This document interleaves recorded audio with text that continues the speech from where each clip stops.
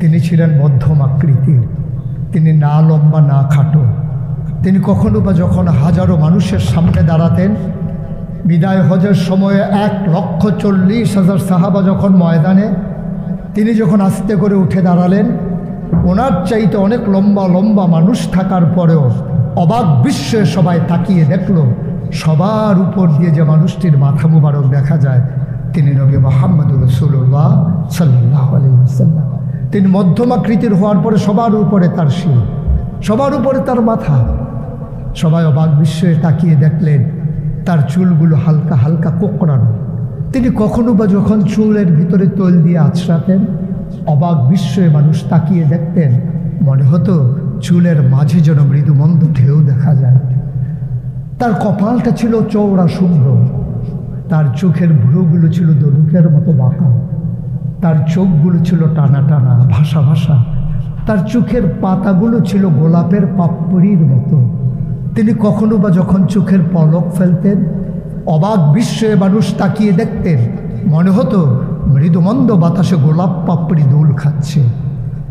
তার চোখের সাদা অংশ ছিল রক্তিমাভ সাদা, কালো অংশ ছিল তার কৃষ্ণ কালো। তার ঠোঁটগুলো ছিল গোলাপি রঙের, তার নাকটা ছিল খাড়া, ছিদ্রগুলো ছিল ছোট ছোট, নাকের নিচেই ঠোঁটের উপরে ছিল চিকন সরু গোঁফ। তিনি কখনো বা যখন মুচকি হাসতেন, তার গোলাপি রঙের ঠোঁট দুটো যখন একটু ফাঁক হয়ে যেত আর দাঁতগুলো যখন বের হয়ে যেত, মানুষ অবাক বিস্ময়ে খুঁজত কোথাও যেন বিজলি চমকিয়েছে। তিনি যখন প্রচণ্ড গরমের মাঝে ঘেমে সিক্ত হতেন, কপালে তার মুক্তার দানার মতো ঘাম জমে যেত। তিনি যখন দৌড়ে দৌড়ে তার বিবিদের ঘরে যেতেন, আমাদের মায়েদের ঘরে, আল্লাহ রাসূল সাল্লাল্লাহু আলাইহি সাল্লাম ঘরে ঢোকার পরে মায়েরা দেখতেন কপালের মাঝে মুক্তার দানার মতো বিন্দু বিন্দু ঘাম জমে আছে। মায়েরা বলতেন, গুস্তাকি মাফ কর দিজিয়ে, বেয়াদবি মাফ করবেন, আপনি চুপটি করে একটু বসুন। নবীকে বসিয়ে ওরা ছোট্ট শিশু খুঁজে বের করতেন, অতি যত্নে পরম আদরে তার কপালের ঘামগুলো তারা শিশির ভিতরে ভরে মুখ বন্ধ করে রেখে দিতেন। ঈদ যখন আসতো, বিয়ে যখন হতো, জমানো ঘাম তারা আতর হিসেবে ব্যবহার করতেন। মানুষের দুইটা দিক থাকে, একটা হচ্ছে সুরত আর একটা হচ্ছে সিরত। আমরা দেখতে অনেকেই মানুষ, এটা হচ্ছে সুরত, কিন্তু আমরা অনেকেই মনুষ্যত্বের বিকাশ ঘটাতে পারিনি, এটা হচ্ছে সিরতের অভাব। এজন্যে মানুষ তাকেই বলে যে পশু প্রবৃত্তিকে দমন করে মনুষ্যত্বের বিকাশ ঘটায়। কিন্তু আফসোস হচ্ছে আমরা পশু প্রবৃত্তিকে লালন করে মনুষ্যত্বকে আমরা দাফন করে দিই। যে জন্যে কোনো কবি, কোনো সাহিত্যিক ঢাকা ইউনিভার্সিটিকে নিয়ে কবিতা রচনা করেছিলেন, ডাকাতের গ্রাম। বড়ই আফসোস, সর্বোচ্চ বিদ্যাপীঠকে এ নামে অভিহিত করা হয়েছে।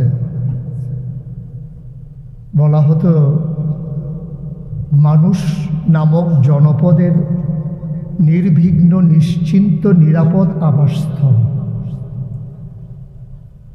কেমন পর্যায়ে গেলে বাংলা ভাষাভাষী একজন কবি তাকে ডাকাতের গ্রাম নামে আখ্যায়িত করে। আজকে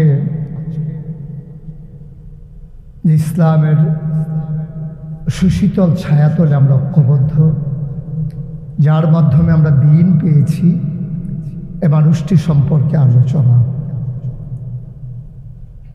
এই পৃথিবীতে মানুষকে আলোর দিশা দেওয়ার জন্য যুগে যুগে অসংখ্য নবী এবং রাসূল এসেছেন।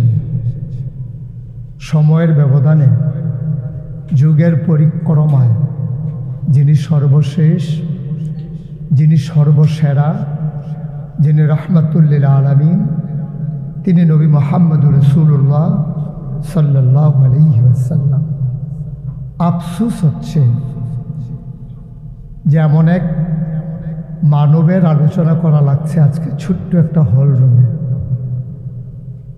জানতে ইচ্ছে করে কেন সোহরাওয়ার্দী উদ্যানে নয়, কেন বাংলাদেশের কোনো একটা আউটডোর স্টেডিয়ামে নয়, রাজপথ বন্ধ করে কনসার্ট হয়, রাজধানীতে জ্যাম লাগিয়ে দেওয়া হয় সংস্কৃতির বিকাশের নামে। যিনি আমাদেরকে সংস্কৃতি শিক্ষা দিলেন, যিনি আমাদেরকে মানুষ করে নতুন করে পরিচয় করিয়ে দিলেন, যিনি হালাল হারামের প্রভেদ তুলে ধরলেন, সে মানুষটিকে আজকে আমরা একটা গণ্ডির ভিতরে আবদ্ধ করে ফেললাম। আমার বিশ্বাস আগামী দিনে বিশাল পরিসরে সময় নিয়ে আয়োজন করে ঘটা করে কোনো এক বড় হল রুমে অথবা ওপেন এয়ার আমরা ইনশাআল্লাহ আলোচনা করব, আলোচনা শুনবো ইনশাআল্লাহ। বন্ধুগণ, একটা মানুষ সম্মানিত হয় চার কারণে: তার বংশ, তার পদ পদবী, তার সুরত, তার সিরত। এই চার কারণে মানুষ মর্যাদার আসনে আসীন হয়। বংশ যখন ভালো হয়, ঐতিহ্যধন্য বংশে সে যখন জন্মগ্রহণ করে, তখন স্বাভাবিকভাবেই বংশীয় কারণে ন্যাচারালি সে একটা মর্যাদা পেয়ে যায়। পদ পদবীর কারণে অনন্য উচ্চতায় পৌঁছে যায় সাধারণের মাঝ থেকে। এটাই হচ্ছে স্বাভাবিকতা।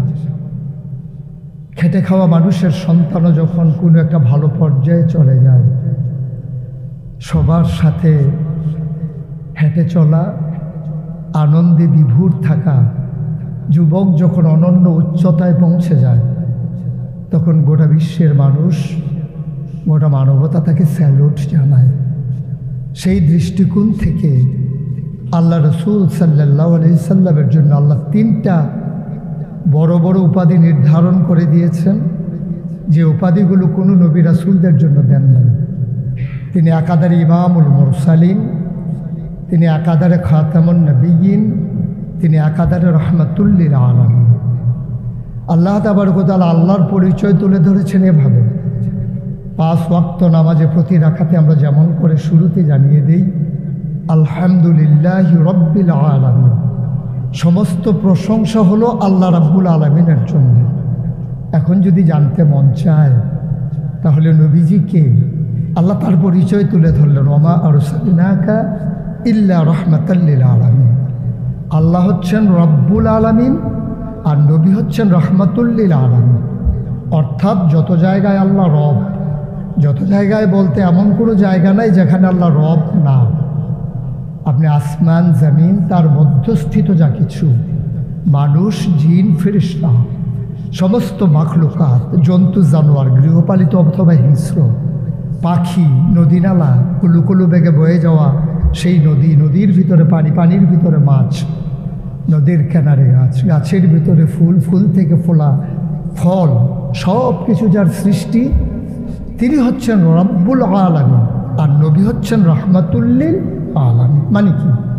মানে হচ্ছে যত জায়গায় আল্লাহ রব, অর্থাৎ সব জায়গায় আল্লাহ রব আর সব জায়গায় আমার নবী রহমত। বলেন সুবহানাল্লাহ। যত জায়গায় তিনি রব আল্লাহ, আর ঠিক তত জায়গায় আমার নবী রহমত। তাহলে আল্লাহ তাবারক ওয়া তাআলা তার পরিচয় তুলে ধরেছেন। স্বাভাবিকভাবে প্রশ্ন জাগে, মানুষটিকে আপনি কেন পাঠিয়েছেন? কি দরকার ছিল মানুষটি? আর কখনই বা আসলো তিনি? যখন মানুষ তার পিঠ দেয়ালে ঠেকে গেছে, সভ্যতার অবনতি হতে হতে একেবারে চরম পর্যায়ে লাঞ্ছনার স্বীকারোক্তি দিয়ে মানুষগুলো পশুত্ব বরণ করে নিয়েছে, ঠিক তখন তিনি হেরার রশ্মি নিয়ে, আলোর মশাল নিয়ে তিনি বের হয়ে আসলেন। তিনি বললেন, কুলু লা ইলাহা ইল্লাল্লাহ, তোমরা বলে দাও লা ইলাহা ইল্লাল্লাহ। যখন মানুষগুলো দেবদেবীর পূজা আসক্ত, মানুষগুলো মূর্তি পূজায় লিপ্ত, তখন রাসূল সাল্লাল্লাহু আলাইহি ওয়াসাল্লাম ঘোষণা দিয়ে দিলেন। বন্ধুগণ, রাসূলের পরিচয় তুলে ধরলেন যে তিনি হচ্ছেন রহমত গোটা জাতির জন্যে, গোটা উম্মার জন্যে, সমস্ত মাখলুকাতের জন্য। এমন করেই তিনি বলে দিলেন, ফাবিমা রাহমাতিন মিনাল্লাহ, ফাবিমা রাহমাতিন মিনাল্লাহি লিনতা লাহুম ওয়ালাউ কুনতা ফাজ্জান গালিজাল কলব লানফাদ্দু মিন হাওলিক ফাআফু আনহুম ওয়াস্তাগফির লাহুম وشاورهم في الأمر فإذا عزمت فتوكل على الله إن الله يحب المتوكلين। আল্লাহ জানিয়ে দিলেন, হে নবী, যতটুকুন রহমত আপনার সাথে, এই রহমতটা হচ্ছে লিংতালাহুম, সকলের জন্য আপনার মনটাকে আল্লাহ নরম করে বানিয়েছেন। আল্লাহ তাবারক ওয়া তাআলা এই নবীর 4 কারণে আমি বলেছিলাম মর্যাদা বাড়িয়ে দিয়েছেন। 1 নম্বরে তার বংশমর্যাদা, তিনি মক্কার সবচেয়ে বড় বংশে, সম্ভ্রান্ত বংশে, একেবারে কুলুষহীন একটা বংশে তিনি জন্মগ্রহণ করেছিলেন। 2 নম্বরে তার ছিল পদ পদবী, যেটা বললাম। 3 নম্বরে তার সুরত, তিনি ছিলেন সৌন্দর্যের আধার। প্রথম দৃষ্টিতে মানুষ একজন মানুষকে পছন্দ করে নেয় তার সৌন্দর্যের প্রতিভূ হিসাবে। যদি আমি বলি আমার রাসূল কেমন ছিলেন, তিনি ছিলেন মধ্যম আকৃতির, তিনি না লম্বা না খাটো। তিনি কখনো বা যখন হাজারো মানুষের সামনে দাঁড়াতেন, বিদায় হজের সময়ে 1,40,000 সাহাবা যখন ময়দানে, তিনি যখন আস্তে করে উঠে দাঁড়ালেন, ওনার চাইতে অনেক লম্বা লম্বা মানুষ থাকার পরেও অবাক বিস্ময়ে সবাই তাকিয়ে দেখল, সবার উপর দিয়ে যে মানুষটির মাথা মুবারক দেখা যায়, তিনি নবী মুহাম্মদুর রাসূলুল্লাহ সাল্লাল্লাহু আলাইহি ওয়াসাল্লাম। তিনি মধ্যমাকৃতির হওয়ার পরে সবার উপরে তার শির, সবার উপরে তার মাথা। সবাই অবাক বিস্ময়ে তাকিয়ে দেখলেন তার চুলগুলো হালকা হালকা কোঁকড়ানো। তিনি কখনো বা যখন চুলের ভিতরে তৈল দিয়ে আছড়াতেন, অবাক বিস্ময়ে মানুষ তাকিয়ে দেখতেন, মনে হতো চুলের মাঝে যেন মৃদুমন্দ ঢেউ দেখা যায়। তার কপালটা ছিল চওড়া শুভ্র, তার চোখের ভ্রুগুলো ছিল ধনুকের মতো বাঁকা, তার চোখগুলো ছিল টানা টানা ভাসা ভাসা, তার চোখের পাতাগুলো ছিল গোলাপের পাপড়ির মতো। তিনি কখনো বা যখন চোখের পলক ফেলতেন, অবাক বিস্ময়ে মানুষ তাকিয়ে দেখতেন, মনে হতো মৃদুমন্দ বাতাসে গোলাপ পাপড়ি দোল খাচ্ছে। তার চোখের সাদা অংশ ছিল রক্তিমাভ সাদা, কালো অংশ ছিল তার কৃষ্ণ কালো। তার ঠোঁটগুলো ছিল গোলাপি রঙের, তার নাকটা ছিল খাড়া, ছিদ্রগুলো ছিল ছোট ছোট, নাকের নিচেই ঠোঁটের উপরে ছিল চিকন সরু গোঁফ। তিনি কখনো বা যখন মুচকি হাসতেন, তার গোলাপি রঙের ঠোঁট দুটো যখন একটু ফাঁক হয়ে যেত আর দাঁতগুলো যখন বের হয়ে যেত, মানুষ অবাক বিস্ময়ে খুঁজত কোথাও যেন বিজলি চমকিয়েছে। তিনি যখন প্রচণ্ড গরমের মাঝে ঘেমে সিক্ত হতেন, কপালে তার মুক্তার দানার মতো ঘাম জমে যেত। তিনি যখন দৌড়ে দৌড়ে তার বিবিদের ঘরে যেতেন, আমাদের মায়েদের ঘরে, আল্লাহ রাসূল সাল্লাল্লাহু আলাইহি সাল্লাম ঘরে ঢোকার পরে মায়েরা দেখতেন কপালের মাঝে মুক্তার দানার মতো বিন্দু বিন্দু ঘাম জমে আছে। মায়েরা বলতেন, গুস্তাকি মাফ কর দিজিয়ে, বেয়াদবি মাফ করবেন, আপনি চুপটি করে একটু বসুন। নবীকে বসিয়ে ওরা ছোট্ট শিশু খুঁজে বের করতেন, অতি যত্নে পরম আদরে তার কপালের ঘামগুলো তারা শিশির ভিতরে ভরে মুখ বন্ধ করে রেখে দিতেন। ঈদ যখন আসতো, বিয়ে যখন হতো, জমানো ঘাম তারা আতর হিসেবে ব্যবহার করতেন। এ নবী তো সে নবী, হেঁটে গেছেন 1 মাস আগে রাত পথ ধরে, যাওয়ার পরে তিনি তো চলেই গেছেন। 1 মাস পরে যখন আবার ওই পথ মারিয়ে কোনো এক সাহাবা যাচ্ছেন, স্থানীয় বাসিন্দা যারা রাস্তার কিনারে যাদের ঘর, তাদেরকে ডেকে বললেন, ভাইরা, এ পথ দিয়ে কি আমার নবী হেঁটে গেছে কখনো? বলেছ, সে তো 1 মাস আগের কথা, তুমি বুঝলে কেমনি? মুচকি হেসে সাহাবা জবাব দিলেন, হেঁটে গেছেন 1 মাস আগে, কিন্তু আজও সেই পথে নবীর গায়ের জান্নাতি গন্ধ পাওয়া যায়। এ আমার নবী, এ আমাদের নবী, আমাদের গর্ভের নবী। কেন পাঠালেন নবীকে? লাকাদ কানা লাকুম ফি রাসূলিল্লাহি উসওয়াতুন হাসানাহ। তিনি মডেল, তিনি আইডল, তিনি আইকন, তিনি অনুপম আদর্শ, তিনি আমাদের জন্য উসওয়াতুন হাসানাহ। তিনি পথ দেখিয়েছেন কেমন করে একটা ছেলে তার মায়ের কাছে ভালো সন্তান হতে পারে। তিনি আঙ্গুল দিয়ে দেখিয়ে দিয়েছেন কেমন করে কোনো এক স্ত্রীর কাছে ঈর্ষণীয় স্বামী হওয়া যায়। তিনি আচরণ করেছেন মা আয়েশার সাথে এমন যে আচরণ আজও যদি কোনো মেয়েরা করে তাহলে তার স্বামী হবে তার কাছে সেরা স্বামী। শুধু সেই স্বামী তার স্ত্রীর সাথে সেই ব্যবহার করে। আল্লাহ রসুল সাল্লাল্লাহু আলাইহি সাল্লাম আদরের নাতি হাসান হুসেইনের সাথে এমনই মধুর ব্যবহার করেছেন। কেউ যদি সেরা নানা হতে চায়, কেউ যদি সেরা দাদা হতে চায়, সেজন্য নবীজি যে আচরণ করেছে হাসান হুসেইনের সাথে, সেই আচরণ করেছে তার নাতনি নাতনির সাথে, তাহলে সে হয়ে যাবে সেরা নানা। কেউ যদি আদর্শ শিক্ষক হতে চান, কেউ যদি হতে চান উত্তম আদর্শের অনুসারী, তাইলে আল্লাহ রসুল সাল্লাল্লাহু আলাইহি সাল্লামকে আল্লাহ নিজেই জানিয়ে দিলেন যে আমি তো আপনাকে দান করেছি ইন্নাকা লাআলা খুলুকিন আযীম, আপনি হচ্ছেন উত্তম থেকে উত্তমতর চরিত্রের অধিকারী। চরিত্র হচ্ছে তিন রকম, খুলুকুল হাসান, খুলুকুল আযীম, খুলুকুল করিম, খুলুকুল আযীম। খুলুকুল হাসান মানে হচ্ছে আপনাকে একজন গালি দিয়েছে, আপনি হুবহু সেই গালিটা দিয়েছেন। আপনাকে বলেছে তুমি বদ, আপনি বলেছেন আমি না তুমি বদ, এটা হচ্ছে হাসান। আপনাকে বলেছে তুমি সাংঘাতিক খারাপ, আপনি চুপ মেরে হেঁটে চলে গেছেন মাথা নিচু করে, আপনি হচ্ছেন খুলুকুল করিম। আর আপনাকে বলা হলো তুমি খুব খারাপ মানুষ, আপনি চুপ করে তো চলে গেলেনি, মসজিদে গিয়ে আপনি হাত উঠিয়ে দোয়া করছেন মাওলা সে হয়তো বুঝিনি, সে যদি বুঝতো আমাকে হয়তো বলতো না, তার জন্য উল্টা আপনি দোয়া করে দেবেন। এটাকে বলে খুলুকুল আযীম, যেটা ইন্নাকা লাআলা খুলুকিন আযীম। আল্লাহ বলছেন ও নবী আমি হলাম সর্বোত্তম মর্যাদার অধিকারী, আর আপনি হচ্ছেন সর্বোত্তম চরিত্রের অধিকারী। সুতরাং যার কোনো তুলনা হয় না, তুলনা মেলা ভার, জুড়ি মেলা ভার। আজকে আমি তো এমন একদল মানুষের সামনে কথা বলছি যাদের ব্যাপার আল্লাহ কোরআনে বলছেন কুল হাল ইয়াস্তাবিল্লাযীনা ইয়ালামুনা ওয়াল্লাযীনা লা ইয়ালামুন। হে রাসূল আপনি বলে দেন যারা জানে যারা জানে না তারা কি এক সমান?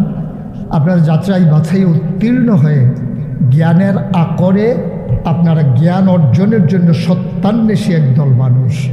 কিন্তু আমাদেরকে যেভাবে ডাইভার্ট করা হয়, আমাদেরকে যেদিকে ঘুরিয়ে দেওয়া হয়, আমরা নদীর স্রোতের মতো সেদিকেই ঘুরে যাই।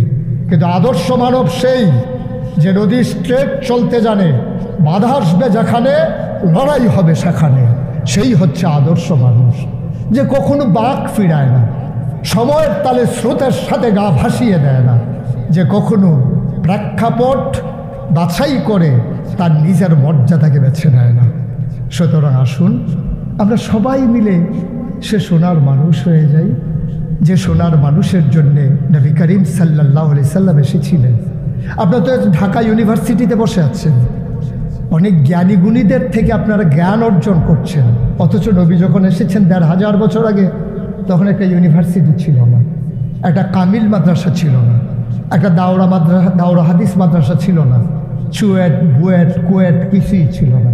ছিল না বলতে না ছিল একটা বিশ্ববিদ্যালয় কলেজ, না ছিল একটা ডিগ্রি কলেজ, না ছিল ইন্টারমিডিয়েট কলেজ, ছিল না বলতে কিচ্ছু নাই। উচ্চ বিদ্যালয় নাই, প্রাইমারি নাই, প্রি প্রাইমারি নাই, গণশিক্ষা নাই, নৈশ শিক্ষা নাই, বলতে কিছুই নেই। প্রিন্ট মিডিয়া নাই, ইলেকট্রনিক্স মিডিয়া নাই, ল্যান্ডফোন নাই, মোবাইল ফোন নাই, কুরিয়ার সার্ভিস নাই, নেটের কানেকশন নাই, সংযোগ নাই, নাই বলতে কিছুই নেই। কুরিয়ার সার্ভিস নাই, পোস্ট অফিস নাই, রাষ্ট্রীয় অবকাঠামো নাই, যেখানে রাজধানী নাই, রাজপথ নাই, যেখানে রাজনীতি নাই, নাই বলতে কিছুই নেই। না ছিল প্রেসিডেন্ট, না ছিল প্রধানমন্ত্রী, না ছিল জেলা প্রশাসক, না ছিল এসপি, না ছিল রাষ্ট্রীয় অবকাঠামো, জেলা উপজেলা গ্রাম ওয়ার্ড বলতে কোনোই ছিল না। মানুষ ছিল পশুর চাইতে নিকৃষ্ট। তিনি আসলেন, তিনি মানুষকে জাগালেন, তিনি আর মোর ভেঙে সবার ঘুম ভাঙিয়ে দিলেন। তিনি চিৎকার করে জানিয়ে দিলেন তুমি যদি বাংলাদেশের মতো একটা দেশে বাস করো তাহলে তুমি বাংলাদেশি, যদি তুমি আরবিতে কথা বলো তুমি আরবি। সুতরাং তুমি দেশগত কারণে তুমি বাংলাদেশি। আমি বাংলাদেশের প্রেক্ষাপটে বলছি, আপনি বাংলায় কথা বলেন বলে বাঙালি, বাংলা ভূখণ্ডে অবস্থান করেন বলে বাংলাদেশি। আপনার জন্যে খাবারের মেনু যাই হোক, আপনার ভাষা যাই হোক, কিন্তু আপনার মূল পরিচয় বাঙালি নয়, আপনার মূল পরিচয় বাংলাদেশি নয়, আপনার মূল পরিচয় ভূখণ্ডের সাথে আবদ্ধ হতে পারে না। আপনি বিশ্বমায়ের সন্তান, আপনার পরিচয় ইন্নানি মিনাল মুসলিমিন, আমি মুসলমান। আমি যেখানেই যাব আমি মুসলমান, বাংলায় কথা বললো আমি মুসলমান, আরবিতে কথা বললো আমি মুসলমান, ভুইয়া চৌধুরী সরকার খনকার পেশকা স্বর্ণকার, দফাদার, কন্ট্রাক্টর, যেভাবেই আপনি আপনাকে ভূষিত করেন, আপনি মন্ত্রী, আপনি এমপি, আপনি ইউনিভার্সিটির প্রফেসর, কিন্তু দিন শেষে আপনার পরিচয় ইন্নানি মিনাল মুসলিমিন, আমি মুসলমান। আপনি সে নজরানা পেশ করবেন। সূরা তাওবার 111 নম্বর আয়াতে আল্লাহ যা মনে করিয়ে দিয়েছেন, ইন্নাল্লাহ ইশতারা মিনাল মুমিনিনা আনফুসাহুম ওয়া আমওয়ালাহুম বিআন্না লাহুমুল জান্নাহ। আপনি আপনার জান আর মাল আল্লাহর রাহে বিক্রি করে দিয়েছেন, বিনিময়ে আপনি জান্নাত বেছে নিয়েছেন। সুতরাং এই জান আপনার কাছে আমানত, আপনার মাল সম্পদ আপনার কাছে আমানত, আপনার অর্জিত শিক্ষা আপনার কাছে আমানত। আল্লাহর দেয়া আমানত দিয়ে কখনো যদি স্লোগান দেওয়া লাগে, স্লোগান হবে শুধু আল্লাহর পক্ষে। এই স্লোগান কোনো মানব রচিত মতবাদের পক্ষে হতে পারে না। এটাই সিরাত আমাদেরকে মনে করিয়ে দেয়। আমি মনে করি 313 জন সাহাবা বদরের প্রান্তরে যেদিন পাঞ্জা লড়েছিলেন, হিম্মত করে যেদিন তারা বলেছিলেন পতাকা শুধু একটাই উড়বে, কলেমা খচিত পতাকা, এর বাইরে মুসলমান কিছুই মানে না। একটা অসম যুদ্ধ হলো বদরের প্রান্তরে। মাত্র 313 জন, বোখা নাঙ্গা, অস্ত্র নাই, শস্ত্র নাই, বর্ম পরিহিত নাই। বিপরীতে 1000 বীর যোদ্ধা বাছাই করা দাঁড়িয়ে গেল বিপরীত প্রান্তে। ওরা অস্ত্রে শস্ত্রে সজ্জিত, বর্ম পরিহিত, খাপের ভিতরে তরবারি, পিঠের ভিতরে তীর ধনুক, এক হাতে বর্ষা তো আরেক হাতে ডাল। এর মাঝে 313 জন সাহাবা যখন দাঁড়িয়ে গেলেন, তেজদীপ্ত প্রাণ, ইমানদীপ্ত প্রাণ, ওরা যখন দাঁড়িয়ে গেলেন, কারণ যারা মরতে শিখে তাদেরকে মৃত্যুর ভয় দেখিয়ে কোনো লাভ হয় না। ওরা মৃত্যুর মন্ত্র নিয়েই তারা বদরের প্রান্তরে হাজির হয়েছিলেন। 313 জন প্রমাণ করে দিল কেমন করে 1000 মানুষকে পরাস্ত করে সেই সবুজের পতাকা, যে পতাকার বাজে লা ইলাহা ইল্লাল্লাহ মুহাম্মাদুর রাসূলুল্লাহ কলেমা খচিত পতাকা, পথ পথ করে উড়িয়ে দিতে হয়, 1500 বছর আগে প্রমাণ করে দিয়েছিলেন। আমরা নিথর হয়ে গেলাম, আমরা নিস্তব্ধ হয়ে গেলাম। আমাদের আরাকানের মুসলমানের কান্না আমাদের হৃদয়ে দোলা দেয়নি। আমাদের ঝিলাম নদীর পানি ছিল স্বচ্ছ স্ফটিকের মতো। সেই ঝিলাম নদীর পানি কাশ্মীরের আমার মুসলমানের রক্তে রঞ্জিত হলো, আমার হৃদয়ে রং সৃষ্টি করলো না, আমার হৃদয়ে রক্তক্ষরণ হলো না। আমার ছোট্ট শিশুর রক্তে মরুপ্রান্তর লালে লাল হয়ে গেল। আমার মায়ের ইজ্জত আবরু কেড়ে নিল ওরা।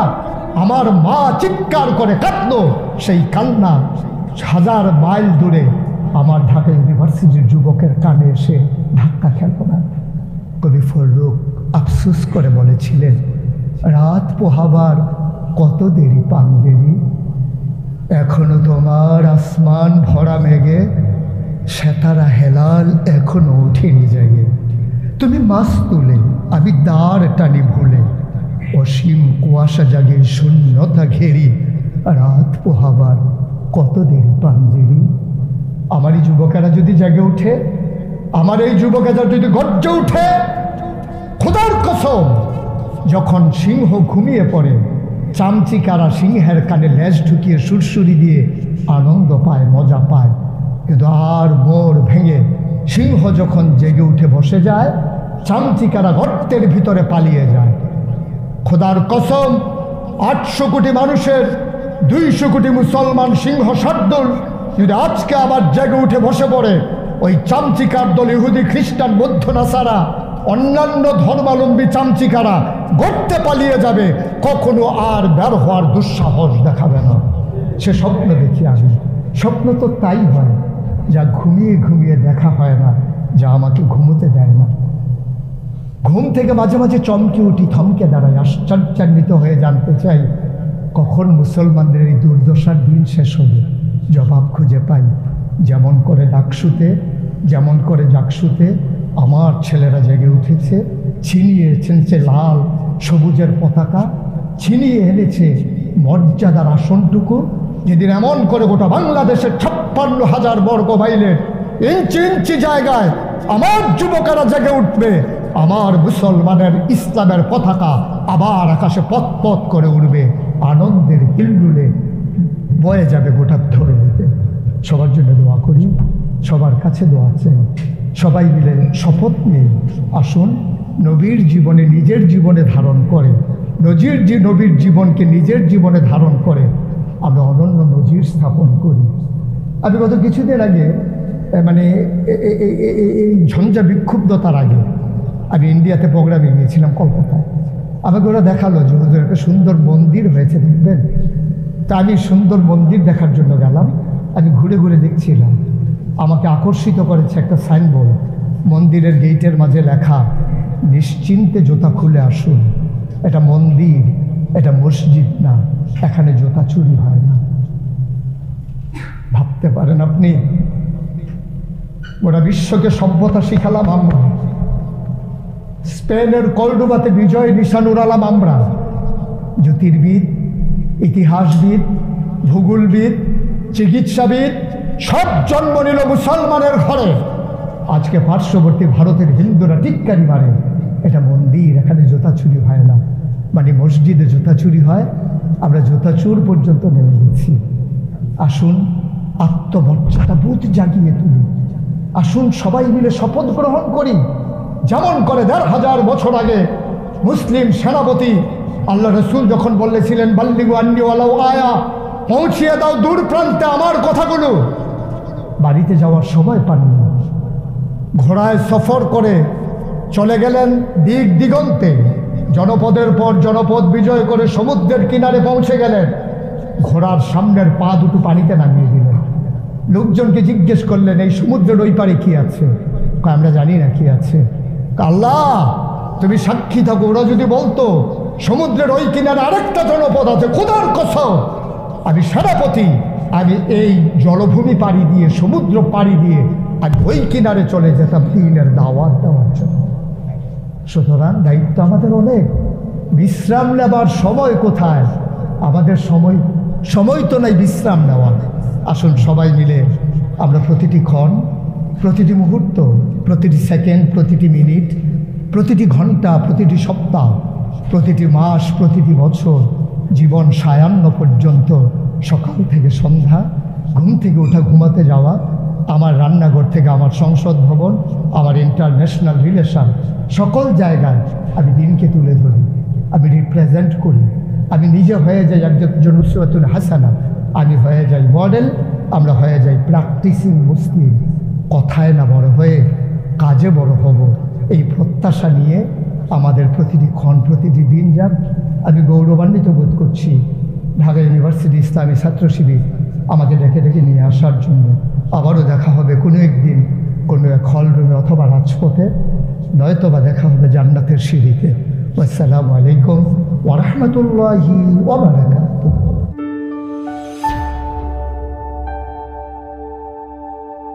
Islamic Tone 24 in charge of the ghetto.